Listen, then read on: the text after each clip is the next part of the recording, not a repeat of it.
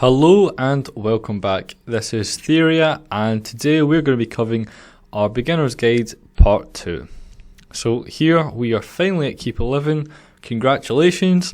This is where the game starts to get a little bit more interesting and a little bit more fun.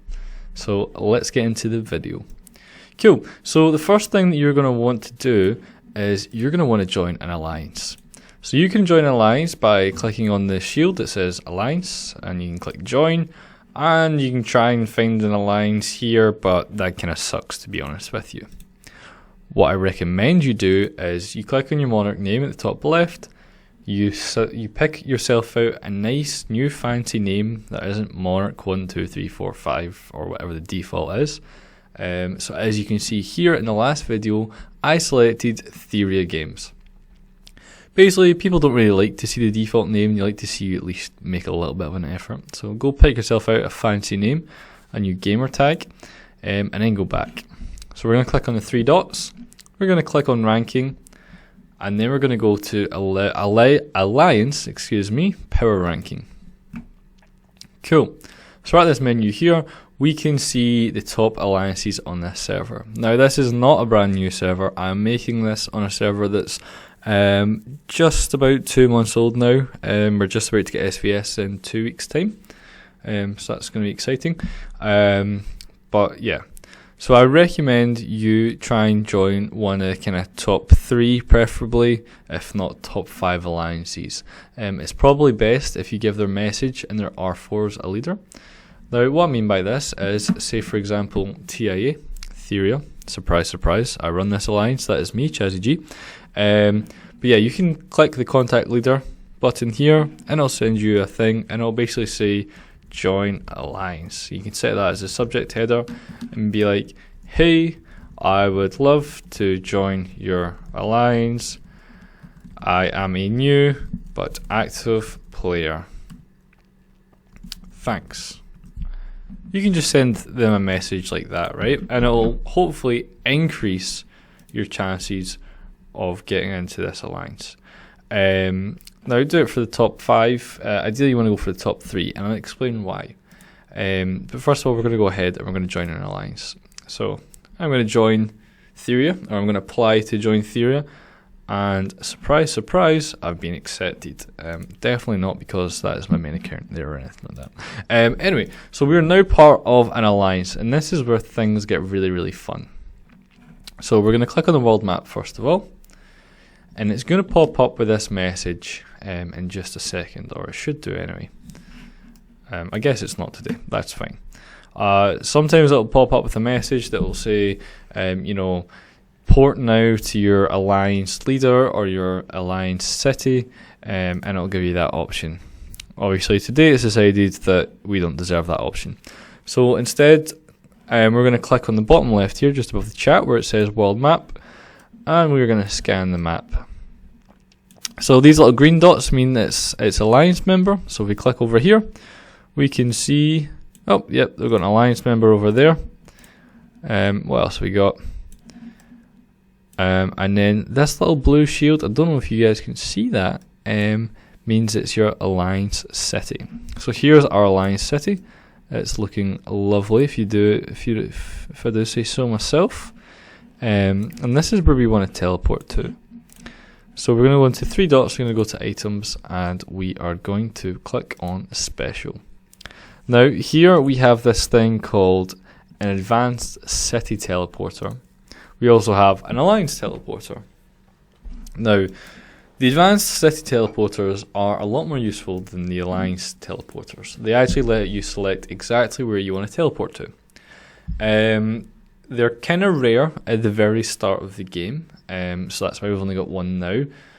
Don't worry about using it though, because they are not at all rare later on in the game. So for this video, I'm going to use this because they're not very rare at all. You'll get loads back. It's totally fine.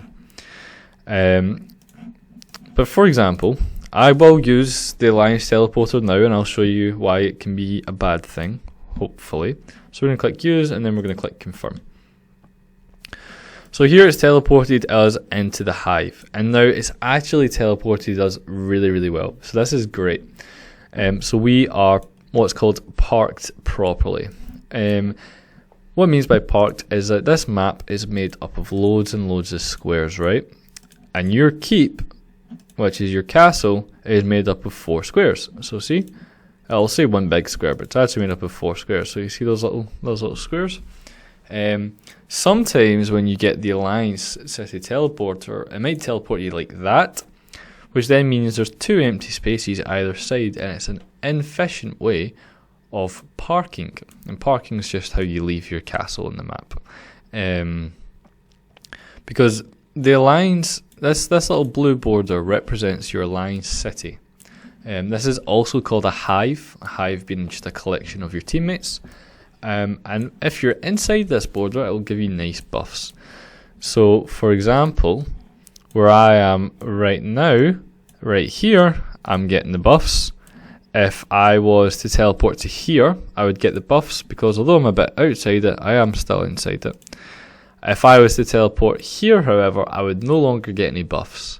And then when you've got quite big alliances, like this one, I mean, this one's not massive. I think we've got 77 players, 78 players. So it's not massive. Some alliances have 110, 120. It can be really hard to get everybody in. In fact, I think the maximum amount of players that you can get into the hive at any one time, I want to say off the top of my head, is 112, 130, 113, I want to say. I'm guessing here, round about that anyway. And you know, obviously, if you've got some alliances that are actually bigger than that, then it can be a real pain. However, it can be an extra big pain if people do not park properly. Because instead of getting, 2 castles in this space, if you park there, you now only get 1, and it's really bad. So always make sure that you're parked properly. But anyway, jump over to your hive. Enough of my rant. We're going to go back into our keep or into our city, and then we are going to click on an empty square here. Oh, so it's just going to load us some adverts. Good old Evony. They always like to advertise. That's fair enough. And first of all, we're going to make a barracks. So a barracks is a way to train troops. Now, if you go into this barracks and click train, I will show you all the different troops and things like that.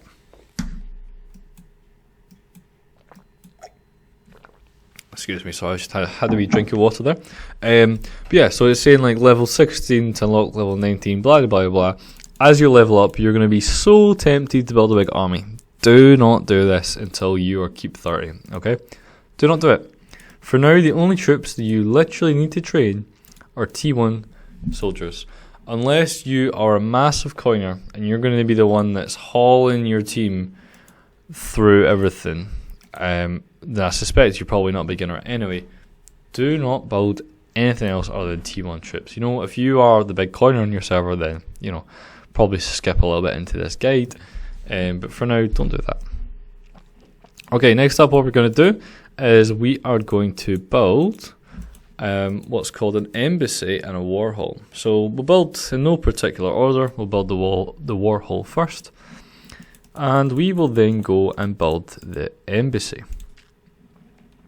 What this allows us to do is it allows us to join alliance rallies. Alliance rallies are basically a group of attacks with our alliance mates. And we're going to do it on bosses, and bosses drop speed ups and resources and medals and loads of really, really good stuff, really, really useful things.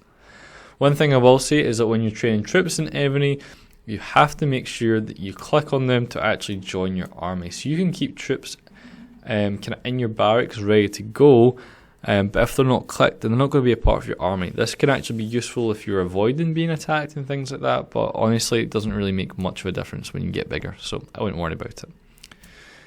Next up, we're going to go to the rally spot. This is this little flag that's flown on the right hand side. One thing I will say, I totally forgot to mention this before, is that we picked Europe at the start of this beginner's guide. If you picked another culture, your graphics will look different. Everything should roughly be in the same place, but you will have different graphics, so don't freak out if you're looking at this like, what? Mine looks totally different. That's fine. Every culture has its own unique graphics within the keep. Okay, so next we're going to go to March preset. So at the top here we have a bunch of presets, most of them are locked. Right now you're only going to have level 1 unlocked. We're going to click on select a subordinate city, we're going to turn that off. We're going to click on our main general over here. And we're going to click on his little icon, so a little picture of him. And we're going to click resign. Okay, so we don't want a general. We're then going to go down to troops and we're going to click reset. Now here are all our troops. We've got a bunch of troops, but we're not going to use them. We are going to set this preset up of 1 warrior. Okay, 1 warrior. Now the reason for this is that when you start alliance wars or alliance rallies, unless otherwise specified on a boss, it's kind of expected that you should beat the boss of any war that you start, right? So you shouldn't be starting wars against things that you can't actually beat. And I'll explain to you how this works in a little second. So I'm just on my main account right now and I'm just about to start an alliance war, and we're going to join that on this account for you guys to see. So for this I will go into the world map and you'll be able to see the troops marching, which will be kind of cool. So we're going to click on this little shield here and we're going to click on alliance war. So as you can see here, we've got a few alliance wars going on. If you get into a later server, don't join these Fenrers. They can be good at the early stage of a server, but honestly they're kind of rubbish after the past few days. He actually should not be running this right now. You know, we're 2 months old. I have no idea why he's doing that. But, you know, live, laugh, love, and all that. Anyway, we just click that lovely green join button, and we click our first preset. And there you go. It's already set that up for us, so we don't have to do it every time that we join a rally. We're going to click March. So now we can see our castle over here, and we should be able to find somewhere our guy is now marching out towards them. So you can just about see it. Just about see it. You can follow that green line, and it'll show you.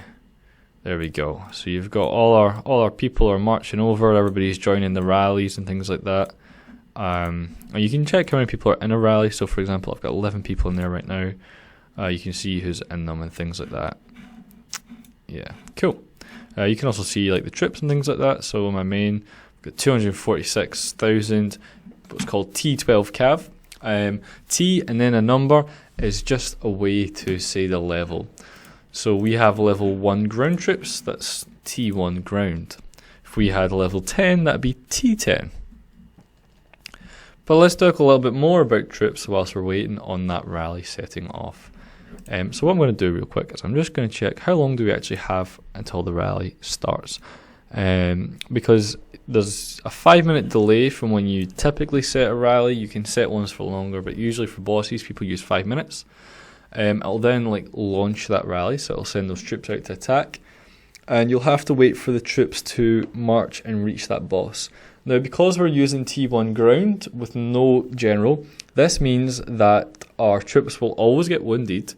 However, in this case, it's a good thing. It means that there is no returning march, which also means that we can send out troops a lot faster. Anyway, I'm going to talk a little bit about troops right now. So there are 4 troop types in Evony. The first 3 here are on show. So we have our ranged, and these are T1 range right here, the slinger conscripts. We have our ground, and the warriors are T1 ground. And we have our mounted or cav, and these are the hussars here. They're T2 cav. You also have siege. Think about this like a big game of rock, paper, scissors, okay? It does get a little bit more complicated when you get on into the game. You learn more about the mechanics. But for now, cavalry beats ground, ground beats ranged, and ranged beats cavalry, or cav, or mounted, whatever you want to call it. And then generally speaking, siege doesn't really play into the rock, paper, scissors so well. It kind of does its own thing. So just be cautious of that. There is some counters and stuff like that, but it's a little bit more in depth. But for now, yeah. Cav beats ground, ground beats range, range beats cav. Rock, paper, scissors.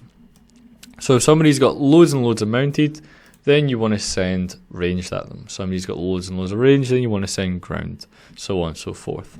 When you're attacking bosses, you want to attack with mounted. Bosses generally are pretty weak to mounted. It's because of the way the mechanics in the game work and the way that attack works with mounted troops. It basically means that you've got a greater chance of not taking any losses when you go to attack a boss. So let's just check, how are we getting on with this? Oh, excuse me. So we've got about 30 seconds left. So I'll go into the world map and I'll just show you the world map now. So here we are on the world map. You can zoom in, you can zoom out. It can sometimes take a wee second to load, as it's doing now. This is a Viking. It's an event. If you want to learn more about the Viking events, I recommend you check out theoryagames.com and go and read our guide on Vikings. This is the map. You can play around. You can go and find things. The subordinate cities, I'll tell you more about that later on. There's monsters, there's bosses. Have a little play around. I wouldn't really recommend attacking anything just yet. You're probably not strong enough. But here we can see our troops are now off to go and kill that Viking. So off they go. So that dragon is away, fighting with that Viking over there. The battery is taking place. The battle is taking place. And as you can see, we have just lost 2 power. So we have won this attack. Victory, you defeated the monster. We've got loads of nice rewards from it. And we have 1 troop wounded, which means, you see, there's like troops that are marching back to their castles. We don't have that, so that means that we can join more rallies quickly, which is really useful because right now we only have 1 march slot. Now I'm going to join this rally and then I'll tell you guys how to actually increase that, because you can get more than 1 march slot, and you should get more than 1 march slot. So the maximum march slots that you can get is 6. To unlock the 6th one, you need to be keep level 35. That's going to take a long time to get, so you don't have to worry about that right now. But you should get 5 march slots pretty quickly. And in fact, right now you should be able to get a 2nd march slot. So here we've just jumped into the academy, and we're going to have a look at the military branch. So formation is how you unlock the 2nd march slot. And as you can see, it needs academy level 6, and it needs some of these previous upgrades. So what we're going to do is we're just going to quickly click through and we're just going to drop a bunch of upgrades, because the more march slots that we have, the more bosses that we can join, and the more bosses that we can join, the quicker we increase in power, the more resources we get, the more speed ups we get, the stronger we get, the faster that we grow and things like that. So it's really, really essential you try and work to get in 5 marches as possible. So your first march, obviously you start the game with 1 march. Your 2nd march you can get at keep level 6. Your 3rd march is at keep level 13. Need to remember that off the top of my head. Your 4th march is at keep level 25. And your 5th march is unlocked when you reach VIP level 4, I believe it is. Let me just double check. That's either 4, level 5, sorry, my apologies, must be level 5. Yep, there you go, march slot capacity. And now you'll probably reach that before you actually reach keep 25. You get VIP points from buying packs, but you also get VIP points from logging in. So as you can see today, we've got 10 VIP points because we've logged in 1 day in a row, but the more days that you log in, the more VIP points that you will earn per day, and it can quickly accumulate to getting VIP 5 quite quickly. So yeah, it's super quick to get these marches. If you didn't just catch that there, I went to the hospital and I pressed heal, and I managed to heal the 1 troop of ours that died earlier. So I'm just joining some more rallies. It's good to constantly join rallies. Now, when you join rallies, you're going to be spending this item called stamina. Now, stamina regenerates 1 stamina every 6 minutes, unless you have buffs, which will actually reduce this time. But generally speaking, 1 stamina every 6 minutes. You get these little items of stamina. They can be bought in the store. They can be won from events. They can, there's 101 different ways to get stamina. But it's really, really useful. But one thing I do not recommend doing is never go beyond 100 stamina, because if I was to, well, you know what, I'll just do it for example's sake. So I went beyond 100 stamina, and now I'm not getting any more stamina. So it's actually a negative, because right now I could be getting 1 stamina every 6 minutes, and it doesn't seem like much, but when you're joining bosses all day, every day, for a long time, it really starts to add up. So yeah, so keep 11. Don't be training any more trips. Don't worry about anything. Just keep on joining those bosses and things like that. It's maybe about time. Start introducing yourself to the Alliance. Say hello. Drop them a little message. Get to know people. And yeah, just keep on getting bosses. Keep on acquiring things. I recommend, whilst you're doing this, I'd probably watch the next guide video as well. So don't do anything until you watch the next guide video, because that'll take you from keep level 11 to, I think it might be keep 27. I can't remember off the top of my head. But yeah, anyway, go and watch the next video. I'll be in the description, or I'll be in the next blog post or whatever. Watch that first before you progress from keep level 11. But right now you've got a bunch of upgrading, or a bunch of bosses to join even, I should say. Don't be doing any upgrades. Follow the video, honestly, trust me. I've got years of experience doing this. I know the best ways on how to play. I know the most efficient ways on how to play. And if you want to play like I play, then I recommend you follow this video, because you'll absolutely smash it. As always, thank you all so much for watching. This is Theria with TheriaGames.com. I hope you all have a great day, and I'll see you in for the next part of our beginner's guide. Thank you. Theria, the mobile shortcut to victory. Check us out at TheriaGames.com.